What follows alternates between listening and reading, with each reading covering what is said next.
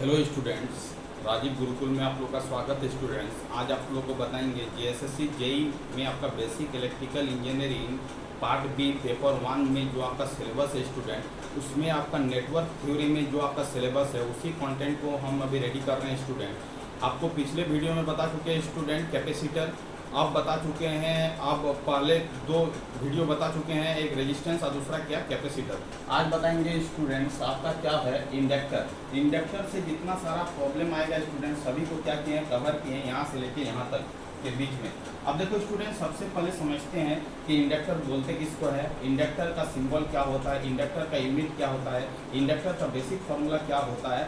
सब चीज़ को बारीकी से स्टेप बाय स्टेप सॉल्व करते जाएंगे स्टूडेंट। आपको क्या करना, ध्यान देना है, आपको सभी कंटेंट समझ में आएगा। आप एंड तक बने रहिए, यहाँ से लेके यहाँ तक टोटल क्या करना है स्टूडेंट, आपने नोट्स कॉपी में नोट बना लेना है, ठीक है। और जो जो पॉइंट को अंडरलाइन करेंगे उसको क्या करना, याद रखना है। आपको एग्जाम हॉल में इस कॉन्सेप्ट पर प्रॉब्लम देखने को मिलेगा, क्योंकि स्टूडेंट हम क्वेश्चन बैंक देख के ही हम थ्योरी को डिराइव कर रहे हैं कि कौन कौन थ्योरी प्रॉब्लम के लिए इंपॉर्टेंट है, किस थ्योरी से प्रॉब्लम आ रहा है। चलो स्टूडेंट देखते हैं इंडक्टर किसको बोलते हैं। सबसे पहले समझते हैं इंडक्टर को नोटिफिकेशन करते हैं स्टूडेंट एल से। तो एल यदि रहेगा तो आपको समझ लेना है ये क्या है, इंडक्टर है।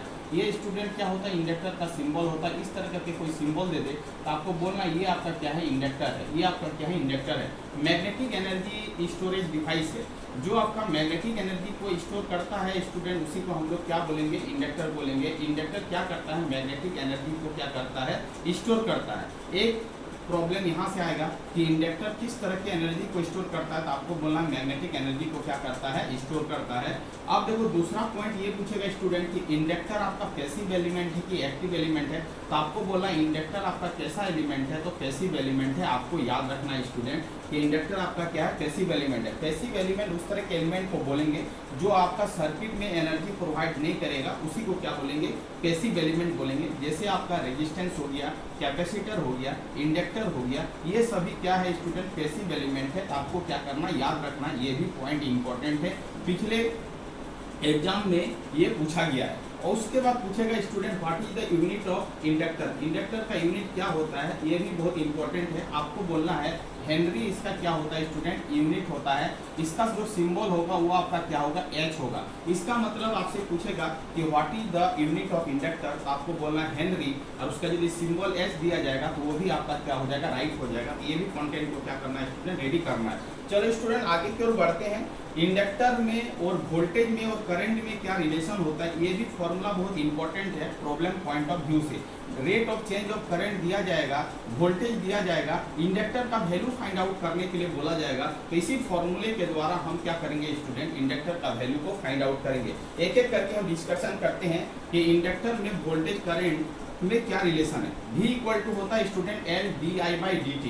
V को बोलेंगे वोल्टेज, L को बोलेंगे इंडक्टर, di/dt को बोलेंगे rate of change of current बोलेंगे। चलो स्टूडेंट आगे की ओर बढ़ते हैं। वोल्टेज का यूनिट वोल्ट होता है, इंडक्टर का यूनिट आपको बता चुके हैं हेनरी होता है, rate of change of current का जो यूनिट होगा एम्पियर पर सेकंड होगा। एम्पियर पर सेकंड होगा, क्या होगा, एम्पियर पर सेकंड होगा, ठीक है। ये प्रॉब्लम में यूज होगा, ये फॉर्मूला है। इस फॉर्मूले को क्या करना है स्टूडेंट, याद करना है। ये भी कंटेंट को क्या करना है, रेडी करना है। चलो स्टूडेंट आगे की ओर बढ़ते हैं। यहाँ से भी प्रॉब्लम आया है कि इंडक्टर में एनर्जी का फॉर्मूला क्या होता है। ये मैग्नेटिक एनर्जी को स्टोर करता है, बट एनर्जी का फॉर्मूला क्या होता है, तो एनर्जी का फॉर्मूला याद रखोगे स्टूडेंट, हाफ Li²। L का मतलब हो गया इंडक्टर और I का मतलब हो गया करंट। इसका मतलब स्टूडेंट एनर्जी का जो फॉर्मूला होता है E equal to half Li² होता है। यहाँ से भी प्रॉब्लम आया हुआ है, तो इसको भी कंटेंट को क्या करना है, रेडी करना है। एनर्जी इक्वल टू क्या होता है, हाफ Li² होता है। इसको भी आपको क्या करना, याद रखना है। ये दोनों फॉर्मूला को क्या करना, याद रखना है। और आगे की ओर चलते हैं स्टूडेंट, आपसे पूछा जा सकता है डायमेंशन ऑफ इंडक्टर। इंडक्टर का डायमेंशन क्या होता है, तो डायमेंशन निकालने के लिए पहले स्टूडेंट आपको उस चीज का फॉर्मूला पता रहना चाहिए। जब उस चीज का फॉर्मूला पता रहेगा तो फॉर्मूला को सॉल्विंग करके हम क्या कर सकते हैं, उसका डायमेंशन में पहुंच सकते हैं। इसका मतलब स्टूडेंट देखो इसका डायमेंशन कितना इजी है। आप यदि फॉर्मूला याद रख पाते हो तो आप डायमेंशन चुटकी में सॉल्व कर लोगे। जैसे ये E equal to half Li² होता है, इसको क्रॉस मल्टीप्लीकेशन करेंगे स्टूडेंट तो 2E/I² इक्वल टू क्या हो जाएगा, L हो जाएगा। अब हमको पता है कि स्टूडेंट एनर्जी का डायमेंशन क्या होता है, करंट का डायमेंशन क्या होता है, तो हम उस डायमेंशन को यहाँ पर पुट अप करके सॉल्व करेंगे तो इंडक्टर का डायमेंशन निकल जाएगा। चलो स्टूडेंट, दो का कुछ डायमेंशन नहीं होता है, दो आपका स्केलर क्वांटिटी है, इसका तो कुछ भी डायमेंशन नहीं होगा, बट एनर्जी का जो डायमेंशन होगा mL²T⁴ होता है, ये भी आपको याद रखना है। करंट को हम लोग ए से लिखते हैं, आई का स्क्वायर है मतलब ए का स्क्वायर हो जाएगा। इसको सॉल्व करेंगे स्टूडेंट तो mL²T⁴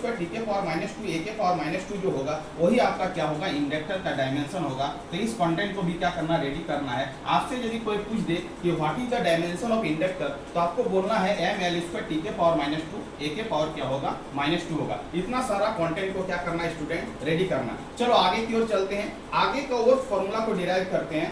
देखो स्टूडेंट, V = L di/dt होता है, V = L di/dt होता है, और वोल्टेज और नंबर ऑफ टर्न्स और फ्लक्स में एक रिलेशन होता है, V = होता है N d∅/dt होता है, और इसको L di/dt dt कैंसिल हो जाएगा स्टूडेंट। यहाँ पर N d∅ को फाई लिखेंगे, L di को Li लिखेंगे, तो N phi = Li, इसका मतलब L का वैल्यू हो जाएगा N phi/I।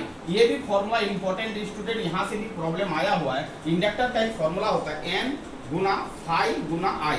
N होता है नंबर ऑफ टर्न्स, फाई होता है फ्लक्स, आई होता है करंट। ये चीज को आपको याद रखना है, ये फॉर्मूला को भी याद रखना है। यहाँ से भी प्रॉब्लम आपको देखने को मिलेगा। L का मतलब होता है इंडक्टर, N का मतलब होता है नंबर ऑफ टर्न्स, फाई का मतलब होता है फ्लक्स। इसका यूनिट भी पूछा जा सकता है स्टूडेंट कि फ्लक्स का यूनिट क्या होता है, आपको बोलना वेबर। फ्लक्स का यूनिट क्या होता है, आपको बोलना वेबर। आई का मतलब होता है करंट, और करंट का यूनिट क्या होता है, इंडक्टर, और इंडक्टर का यूनिट, करंट का यूनिट होता है एम्पियर, और इंडक्टर का यूनिट होता है हेनरी। ये सब चीज को भी आपको क्या करना है, याद रखना है, काहे कि ऑब्जेक्टिव प्रॉब्लम यहाँ से भी आ सकता है। इसका मतलब स्टूडेंट N हो गया नंबर ऑफ टर्न्स, फाई होगा फ्लक्स, आई हो गया करंट। यदि ये तीनों चीज आपके पास प्रॉब्लम में गिवन रहेगा तो आप उस सर्किट का इंडक्टर वैल्यू को फाइंड आउट कर सकते हो। चलो स्टूडेंट, अब इंडक्टर का एक दूसरा फॉर्मूला है L = μ0N²A/L। ये भी फॉर्मूला इंपॉर्टेंट है, इसको भी क्या करना है, याद रखना है। जब आपको number of turns, area, length यदि दिया जाएगा और इंडक्टर वैल्यू को फाइंड आउट करने के लिए बोला जाएगा,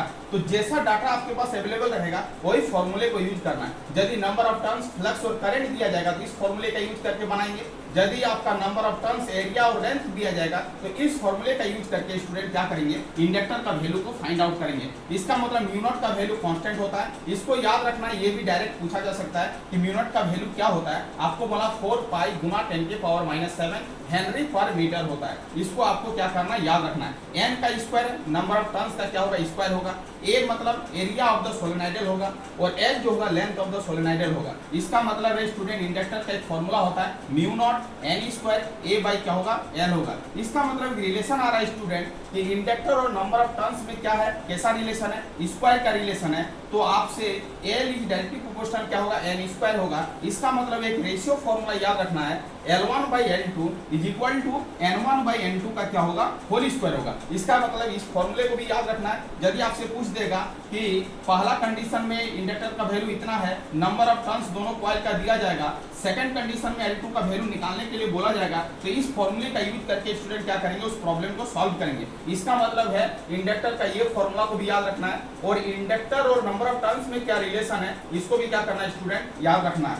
ये सब क्या है, पूरा कंटेंट आपका इंपॉर्टेंट है। हमने देखा है क्वेश्चन बैंक, उसी के बाद हम क्या कर रहे हैं, इसका कॉन्सेप्ट को डीलिंग कर रहे हैं कि कौन कौन कॉन्सेप्ट आपको आना चाहिए। ज्यादा डिटेल नहीं पढ़ना है, बट उतना पढ़ना है कि प्रॉब्लम आपका क्या हो जाए, हैंडल हो जाए। चलो अब देखो स्टूडेंट, इंडक्टर का कनेक्शन होता है। इंडक्टर दो तरह का कनेक्शन होता है, इससे कनेक्शन से भी प्रॉब्लम पूछा गया SSC JEE में। तो इंडक्टर का जो कनेक्शन होता है स्टूडेंट, एक होगा सीरीज कनेक्शन और दूसरा क्या होगा, पैरेलल कनेक्शन। अब देखो स्टूडेंट, जब इंडक्टर सीरीज में रहेगा तो उसका इक्विवेलेंट इफेक्ट क्या होगा, उस चीज को आप समझिए। देखो ये इंडक्टर कैसा है, सीरीज में कनेक्टेड है, तो आप रेजिस्टेंस को जिस तरह सॉल्व कर सकते हो उसी तरह इंडक्टर को भी उसी तरह हैंडल करना है। जब रेजिस्टेंस सीरीज में था तो सभी रेजिस्टेंस को क्या किया था, ऐड किया था। इस केस में भी जब सभी इंडक्टर सीरीज में रहेगा तो सभी इंडक्टर को क्या करना, सिंपल ऐड कर लेना, जैसे L1 + L2 + L3। यदि n number of inductor series में कनेक्टेड हो तो n नंबर ऑफ इंडक्टर को सभी को क्या करना, स्टूडेंट, ऐड कर लेना।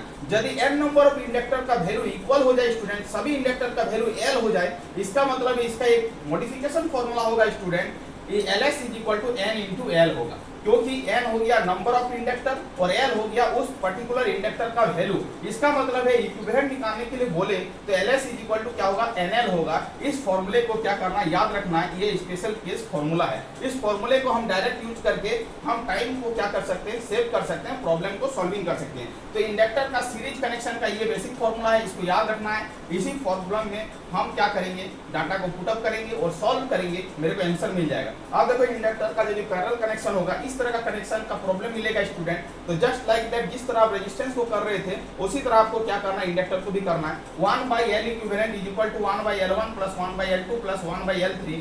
यदि n नंबर ऑफ इंडक्टर यदि पैरेलल में कनेक्टेड हो तो उसका फॉर्मूला ये हो जाएगा student, 1/L1 plus 1/L2 plus dot dot dot 1/Ln होगा। यदि सभी L1 L2 L3 dot dot dot dot Ln का वैल्यू L हो जाए स्टूडेंट, तो यहाँ पर सभी की जगह पर L पुट किए, इसको सॉल्व करेंगे, एलसीएम होगा L, 1 को n टाइम सेट करेंगे तो n होगा। इसका मतलब 1/L equivalent is equal to n/L। इसको क्या करेंगे स्टूडेंट, पलटी मारेंगे तो L equivalent is equal to L/n हो जाएगा। और ये आपका कनेक्शन के साथ पैरेलल है तो LP is equal to L by क्या होगा, n होगा। इसको मान लीजिए इक्वेशन बी। अब क्या करते हैं स्टूडेंट, इसका कोई मॉडिफिकेशन फॉर्मूला निकालते हैं, इक्वेशन ए को इक्वेशन बी से डिवाइड करते हैं तो LS बाई क्या हो जाएगा, LP इज इक्वल टू क्या हो जाएगा, NL by L by n हो जाएगा। ये n ऊपर चला जाएगा तो n स्क्वायर L बाई क्या होगा, L होगा, L कट जाएगा। तो आपको याद रखना होगा student, LS by LP is equal to क्या होगा, n स्क्वायर होगा। इसी को जब सॉल्व करेंगे तो inductor with the series is equal to n square into क्या होगा, inductor with the parallel connection. इसका मतलब ये बेसिक फॉर्मूला को क्या करना है, याद रखना है। डायरेक्ट आपसे पूछेगा कि इंडक्टर सीरीज और पैरेलल में क्या कनेक्शन है, क्या रेशियो है, क्या रिलेशन है, तो LS is equal to n square into क्या होगा, LP होगा। तो इस कंटेंट को भी क्या करना है स्टूडेंट, रेडी करना है। मतलब आपको यहाँ से लेके यहाँ तक पूरा कंटेंट को रेडी करना है, तब जाकर आपका इंडक्टर का कोई भी प्रॉब्लम आएगा तो आराम से क्या कर सकते हो, आप सॉल्व कर सकते हो, कोई दिक्कतदारी नहीं है। इसका मतलब स्टूडेंट ये आपका टॉपिक्स था इंडक्टर के बारे में। इंडक्टर के बारे में हमने टोटल डिस्कशन कर दिया। आपको क्या करना है, यहाँ से लेके यहाँ तक नोट्स बनाना है, नोट्स को 2-4 बार रिवीजन करना है। उसके बाद इस सेट से जो भी प्रॉब्लम आएगा आपको क्या करना है, सॉल्व करना है। अब नेक्स्ट वीडियो में क्या करेंगे स्टूडेंट, इसका प्रीवियस ईयर का क्वेश्चन पेपर सॉल्व करेंगे, क्योंकि आपको कॉन्सेप्ट रेडी करवा दिए। अब हम क्या करेंगे, प्रॉब्लम को रेडी करवाएंगे, स्टेप बाय स्टेप प्रॉब्लम को क्या करेंगे, सॉल्विंग करेंगे। पहले हम लोग थ्योरी पढ़ेंगे, उसके बाद प्रॉब्लम पढ़ेंगे, कंटिन्यूअस पढ़ेंगे स्टूडेंट। धीरे धीरे आपका क्या हो जाएगा, सिलेबस कंप्लीट हो जाएगा। Thank you student. वीडियो को एंड करते हैं। यदि आप चैनल में नए आए तो चैनल को क्या करना है, सब्सक्राइब कर लेना है। वंदे मातरम स्टूडेंट।